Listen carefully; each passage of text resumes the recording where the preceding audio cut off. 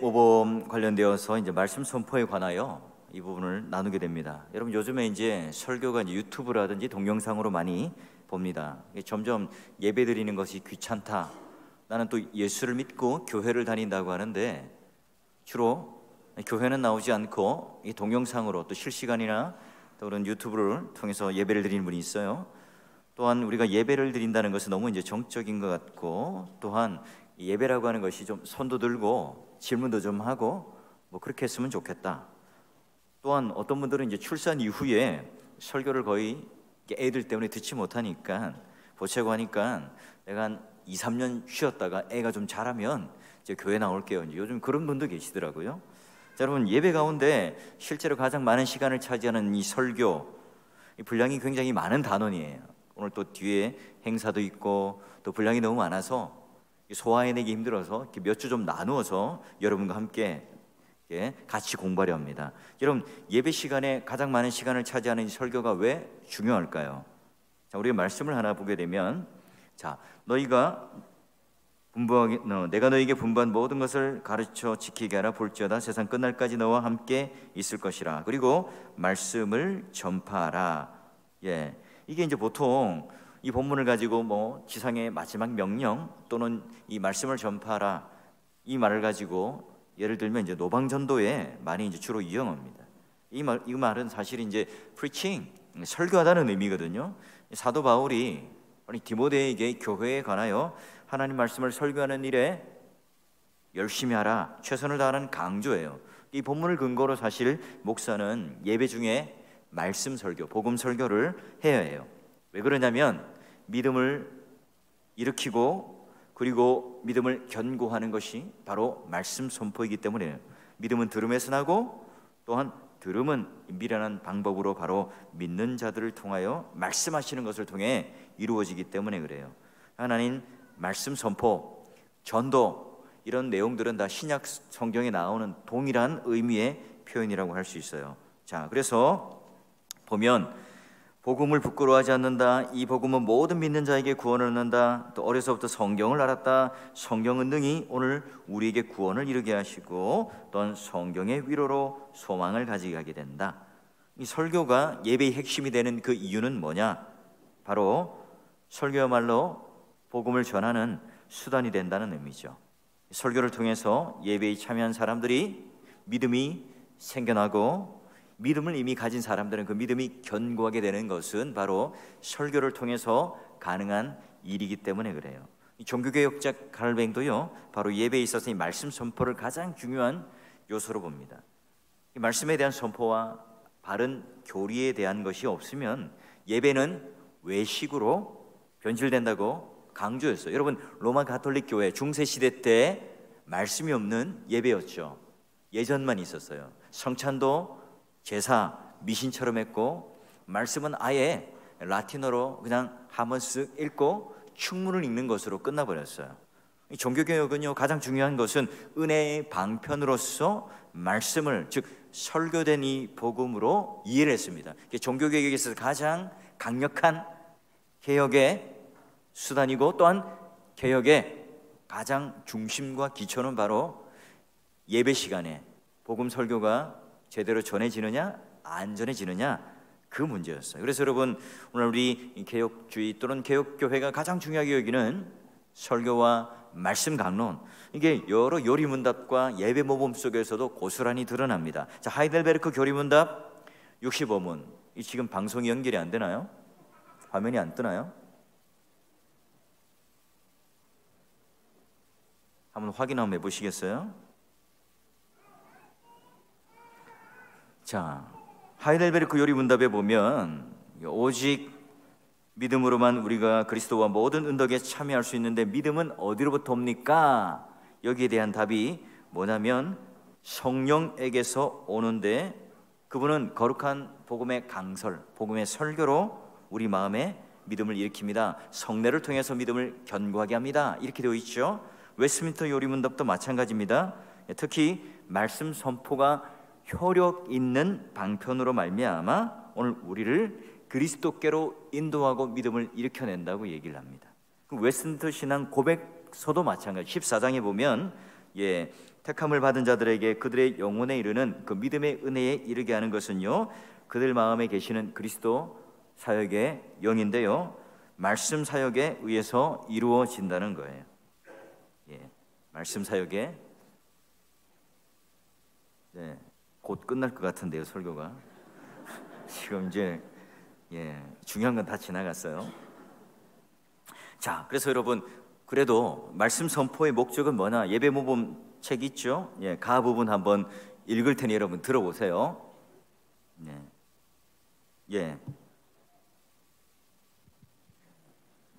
정신 못 차리고 있네. 자, 제가 읽어드리겠습니다. 말씀 선포의 목적은요, 이렇게 되어 있습니다. 예, 우리 예배 모범 안에 말씀 선포의 영역 안에 이렇게 되어 있습니다. 말씀 선포는 구원에 이르게 하는 하나님의 능력이 되며 복음 사역에 있어서 가장 위대하고 탁월한 일 중에 하나이므로 일하는 자가 부끄러워하지 않고 오히려 자기도 구원하고 그 말씀을 듣는 자들을 구원하도록 수행되어야 한다. 이 말씀을 읽고 제가 이 예배 모범을 읽고 굉장히 놀랐습니다. 충격을 받았어요. 이 말씀 선포 설교라고 하는 것이 듣는 이 청중들에게 압도하여 설교자가 탁월한 기술을 연마해서 말씀을 잘 전달하는 것으로만 이해했어요. 근데 굉장히 중요한 건 뭐냐면, 설교는 그런 듣는 사람의 그런 마음밭에 하기 전에 누가 먼저요? 설교자가 가장 위대하고 탁월한 일 중에 하나로 내가 깨닫고 일하는 자가 부끄러워하지 않고 오히려 내가 먼저 그 말씀을 듣는 입장에서 먼저 깨닫고 은혜를 누려야 한다, 이걸 강조하고 있어요. 여러분, 설교는 또 한편으로는 뭐예요? 설교자의 간증이나 다른 사람의 경험담을 말하는 게 아니라 설교자의 또한 개인적인 소신을 자리하는 정치적인 입장을 이야기하는 자리도 아니에요. 설교자는 오로지 뭐예요? 성경 본문을 말하는 것을 전제해야 됩니다. 성경은 오로지 설교자의 입담, 재치, 경험, 우스갯소리, 감동, 감동적인 예화, 이런 것들로 채워서 설교의 시간을 허비하는 것이 아니라, 설교는 오직 성경의 근거를 통해서 성경이 드러나도록. 그래서 여러분, 설교가 끝나면 내 머릿속에 뭐가 남아야 됩니까? 아, 목사님 어떤 상황적인 어떤 분위기, 그리고 여러 가지 어떤 나에게 받았던 감동적인 마음들, 이게 잔잔하게 남는 것이 아니라 성경이 드러나야 되고 성경이 남아야 되고 하나님께서 어떤 말씀하셨는가, 이게 살아서 내 마음속에 감동이 되고 또한 울림과 떨림의 요소가 되어야 한다는 거예요. 그래서 여러분, 설교에 있어서 가장 중요한 요소는 뭐냐? 바로 설교 안의 내용이 삼위일체, 그런 성경관, 율법과 복음, 하나님의 뜻, 하나님의 작정과 선택, 섭리, 구원의 서정, 인간의 타락과 죄, 은혜, 언약, 또는 부르심, 중생, 또는 믿음과 회개, 선행, 교회, 예배, 성례, 또는 기독교인의 삶, 종말론적인 어떤 최후의 삶, 우리의 영광, 하늘나라에 있어서 우리가 누려야 할 일들, 성경의 창세기부터 요한계시록에 이르기까지 하나님께서 구원의 드라마틱한 이 내용을 담은 것들을 다 그 내용 가운데 담을 수 있어야 되죠. 그래서 설교라고 하는 것은 하나님 나라의 풍성하고 광대한 이 사상이 담겨 있어야 합니다. 뭔가 우리가 행사를 앞두고 또 뭔가 우리가 절기에 매여가지고 그곳에 오늘 우리가 뭔가 목적을 두고 가는 것이 아니라, 성경이 지금 말하고 있는 이 내용을 담아서 이 풍부한 하나님의 구원 사상을 전하고, 또한 그것을 듣고 내가 이 복음 설교를 통해서 성경에는 어떤 내용이 있는가를 깨닫고 아멘하며 그 풍성한 내용을 통해서 살아가는 것이 바로 우리의 그 믿음 생활이에요. 그리고 여러분, 예수 그리스도께서 어떤 일을 하셨는가 사복음서에 나오잖아요. 동정녀 탄생부터 지상의 생애, 십자가의 죽음, 부활 등 이런 것들이 역사적 사실에 대한 것들을 제시할 뿐만 아니라 서신서를 통해서 오늘 삼위 하나님께서 어떤 구원 사역을 하셨는가를 또 그리스도의 구원 사역에 의해서 전파되어지고 해석되어지고 우리 삶 가운데 적용되어지는 것이 바로 설교, 복음 설교의 내용입니다. 아직까지 회심하지 않은 사람들은 이 복음 설교를 통해서, 예배를 통해서 뭐래요? 회심을 하고 구원을 받고, 자, 이게 바로 전도라고 하는 걸 통해서 하나님 앞에 구원받는 백성으로 참여할 수 있어요. 그것을 복음 설교를 통해서 가능하다는 거예요. 그리고 또한 우리 이미 이제 구원을 받은 자, 예수 그리스도를 믿는 자들은 어떻게 해요? 그 존재에 합당한 삶을 어떻게 살아야 하는가 요구받는 것이 바로 또한 성경의 내용이죠. 게다가 우리에게 십자가의 은혜만 주고 그냥 부활에 대한 소망만 주는 것이 아니라 마지막 때에 예수 그리스도께서 오늘 우리들에게 오셔서 어떤 종말의 심판과 상을 주실 것인가에 대한 소망을 가지고 일단 살아갈 것, 그 내용들이 전체적으로 담겨야 합니다. 그러니 설교라고 하는 것이 어느 것 하나만 강조된다는 것, 뭐 십자가 하나 사건만 또는 부활에 관한 하나 사건만, 또 우리가 가지고 있는 도덕적이고 윤리적인 어떤 선한 행위들의 표본들, 윤리적인 어떤 우리 지침들, 이것만 가지고 설교를 하게 된다? 예, 그건 우리가 성경의 내용을 다 담는 게 아니에요. 설교라고 하는 것은 바로 그런 삼위 하나님의 놀라운 구원 사역과 함께 그 구원 사역에 대한 이 적용을 담고 있는 내용이어야 합니다. 그럼 설교가 여러분 예배의 전부입니까? 나는요 다른 거 없고 그냥 설교 시간만 와서 예배를 딱 드리고 갈 거예요. 여러분 또 오늘날 대부분이 은혜를 받았다, 은혜를 받지 못했다, 그 내용의 기준이 어디 있습니까? 예, 이게 바로 이제 설교에 대해서 내가 감동을 받았느냐, 감동을 받지 않았느냐, 이게 굉장히 중요한 우리의 기준이 되죠. 설교에 있어서 굉장히 중요한 요소는 바로 설교다. 나머지 것들은 다 뭐예요? 설교를 돕는 어떤 보조적인 수단이다, 이렇게 우리는 오해를 해요. 그렇지 않죠. 저 여러 번 강조했습니다. 다른 순서는 설교를 위해 존재하는 것이 아니라 설교의 은혜를 받기 위해서 뭔가 북돋아주는 그런 순서가 아니라, 여러분 설교라고 하는 것은 이 말씀을 증거하는 순서이고요, 모든 순서들도 다 제각각 순서에 대한 의미와 예전에 대한 의미가 있습니다. 지금 우리가 그래서 그 부분을 배우고 있고, 지금 우리는 설교 말씀 전하는 이 파트를 예배 모범 속에 우리는 강독하고 읽고 있어요. 그러니 예배는 설교만 중요한 것이 아니라 예배는 각 순서들이 균형 있게 조화롭게 이루어져서 설교자가 뭔가 예배의 꽃이 되어서 개인적으로 퍼포먼스를 하며 마치 연극하는 것처럼, 드라마 주인공처럼 하는 것이 아니라 청중들과 함께, 예배드리는 자와 함께 모두가 예배의 예전 속에 함께 참여를 해요. 저는 말씀을 증거하는 역할을 맡은 자로서의 하나의 역할을 맡고 설교라고 하는 것, 그 모든 순서 가운데 하나로 자리 잡고 있어요. 자, 그러면 이제 또 하나 이제 설교의 은사에 관하여 내용을 나눌 건데요, 제가 한번 읽어드릴게요. 자, 이미 전제된 대로 그리스도의 사역자는 엄숙한 예배를 위한 어느 정도 좋은 은사가 있어야 한다. 즉 원어를 사용할 수 있는 기술과 문학과 과학 같은 사람이 만든 학문을 신성한 것에 사용할 수 있는 기술을 가져야 한다. 또한 신학의 전체 체계에 대한 지식과 무엇보다도 성경 전체에 대한 감각과 마음의 적용이 일반 신자들보다 한 단계 높은 수준이어야 한다. 그리고 이어서 읽어드립니다. 또한 성령 하나님의 조명하심과 그리고 함양된 다른 은사들을 통해 그동안 깨닫지 못했던 진리를 하나님께서 알게 하실 때에는 언제든지 인정하고 받아들일 것을 결심하면서 겸손한 마음으로 항상 기도해야 한다. 목사는 준비한 것을 공적으로 전달하기 전에 목사 개인적인 준비 과정에서 이 모든 것을 사용하고 증진시킬 수 있어야 한다. 예, 오늘 이 복음을 맡은 자, 설교하는 자에 있어서의 가장 중요한 것, 성경에 능해야 되고 원어 또는 성경을 가지고 할 수 있는 이 주석적인 것들을 다루는 일들에 대해서 능통해야 된다는 거고요.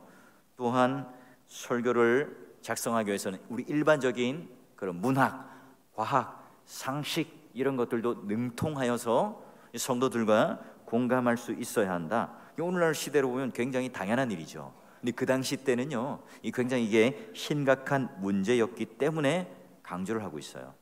자, 그래서 여러분 문장 하나하나를 진지하게 곱씹어 보면 그 시대적 상황이 16세기 때는, 17세기 때는 그 목회자와 교회가 어떤 상황에 있었는지를 짐작할 수가 있는 거예요.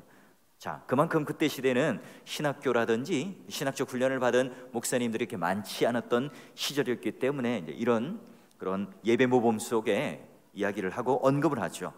자, 그러면 오늘날 우리가 적용을 좀 해보면 여러 가지를 좀 할 수 있는데, 그러면 설교자가 앉아서 설교를 할까요? 서서 설교를 해야 될까요? 넥타이를 꼭 매야 될까요? 아니면 이렇게 이어 마이크를 끼고 제가 좀 이리저리 돌아다니면서 설교하는 거 여러분 멋있어 보이지 않습니까? 다른 교회 목사님들 보면 제가 그렇게 하면 어떻죠?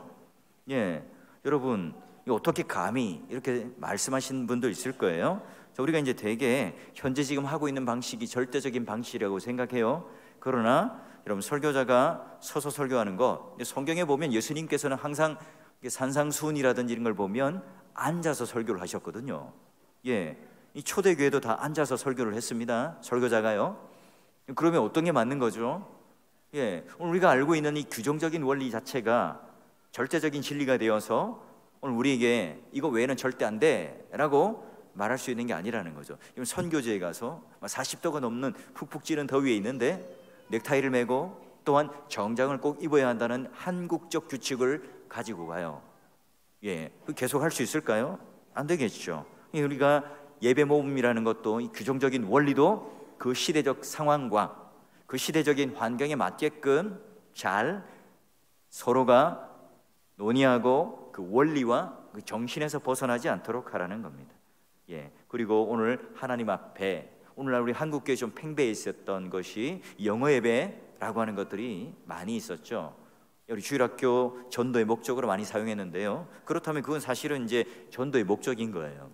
진정한 예배는 내가 잘 알아들을 수 있는 모국어로, 또한 이 설교도 마찬가지죠. 이 설교자가 그런 청중들이 익히 알아들을 수 있는 그 언어로 함께 전달됨으로 말미암아 하나님에 대한 이 경외심, 하나님이 누구이신지에 대하여 왜곡되거나 또는 뒤틀리거나 잘 이해되지 않는 것으로 잘못된 설교의 방식, 언어의 방식을 사용해서는 안 된다 하는 거예요. 그래서 설교에 대한 내용들, 설교에 대한 그 설교자가 말씀 선포의 목적과 그리고 거기에 대해서 갖춰야 할 은사, 이 두 가지를 오늘 여기까지 제가 나누고요. 다음 주에부터 또 이 설교, 말씀 선포에 관련된 나머지 내용을 함께 다룰 텐데요. 여러분, 우리가 말씀드렸죠? 설교하는 자가 혼자서 하는 것이 아니라 듣는 사람도, 또는 예배를 준비하며 말씀을 듣는 사람도 더 열심으로 더 힘을 들여 말씀을 들을 때에 은혜가 된다는 것, 그리고 하나님 그런 뜻들을 발견할 수 있다는 사실을 누차 제가 강조했습니다. 여러분이 말씀 선포라고 하는 것은 절대로 청중의 수준 이상 설교자가 설교할 수가 없어요. 또한 청중들도, 예배를 드리는 자도 절대로 이 목사의 수준 이상으로 그분들이 뛰어난 그런 믿음의 자리로까지 갈 수가 없는 겁니다. 항상 설교자는 말씀을 선포하는 이 목적을 가질 때는 믿음을 일으키고 믿음을 견고하게 하는 것에 있어서의 성도들이 실력을 기르고 성화의 삶을 완성시키고 또한 성숙해 나가는 데에 초점을 맞춰야 하고요. 또 듣는 우리 청중은 항상 우리 목사님이 정신 똑바로 차리고, 담임 목사님 정신 똑바로 차리고 한 주간 말씀을 깊이 묵상하고 연구하고 다른 것에 시선이 가지 않고 흔들리지 않고 또한 걱정거리가 없도록 함께 기도해 주시고 또 그런 것을 협력할 때에 바른 말씀의 선포가 이루어지게 되고요. 예배 요소에 있어서의 중요한, 오늘 우리의 믿음이 견고하게 서느냐 믿음이 떨어지느냐 가장 중요한 그 단초가 되는 설교가 예배 가운데 건강에 서 있을 수 있다는 거죠. 여러분, 항상 함께 이런 동력을 해 줄 수 있는 성도가 되실 수 있기를 주의 이름으로 축원합니다.